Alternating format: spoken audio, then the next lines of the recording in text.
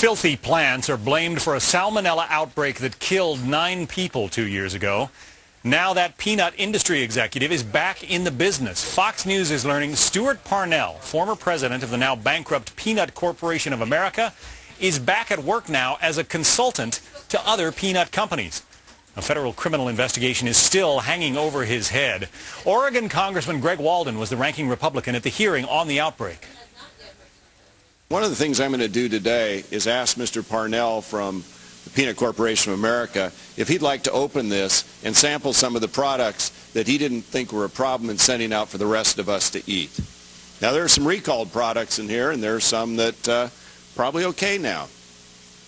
Lives were lost, and people were sickened because they took a chance, and I believe knowingly, shipping product that was contaminated. Congressman Walden joins us now along with Peter and Jake Hurley. Peter testified at that hearing. His son Jake there is one of the kids who got sick. Peter, briefly tell us what happened to Jake. Well, back in January of '09, about a year and a half ago, Jake got ill, and at the time we thought it was the flu. And after a couple of days, he started having blood in his diarrhea, and so we took him to the doctor and later found out from the lab results that he had salmonella poisoning. And obviously he was a very sick little boy for a long time. He was sick for 11 days, and we also had an infant at home at the time, and we were very concerned, not knowing how anybody in the family got salmonella poisoning, very concerned that she could get the salmonella poisoning, and that would have been possibly deadly for her. Congressman Walden, you were in on that hearing in which Stewart Parnell, the executive at the center of this story, I guess refused to testify to Congress, right? Invoked his Fifth Amendment rights? That's correct. Yes, he took his Fifth Amendment rights.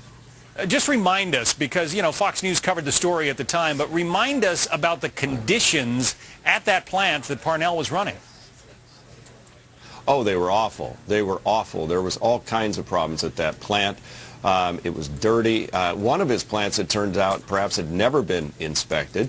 And it really was disgusting to look at how they managed this product. And worse was the string of emails where it was pretty clearly documented that they were aware that the batch of peanut butter tested positive for salmonella. They had it retested, which you're not allowed to do under the law. And then he said, okay, ship it out.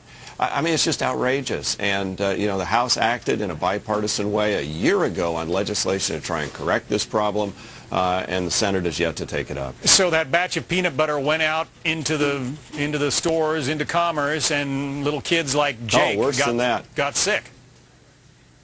You know, this was prompted the biggest recall in our nation's history. It involved 46 states, 691 individuals that were documented with salmonella poisoning. Our state epidemiologist here in Oregon says for every case that's reported, there are probably 20 that go unreported.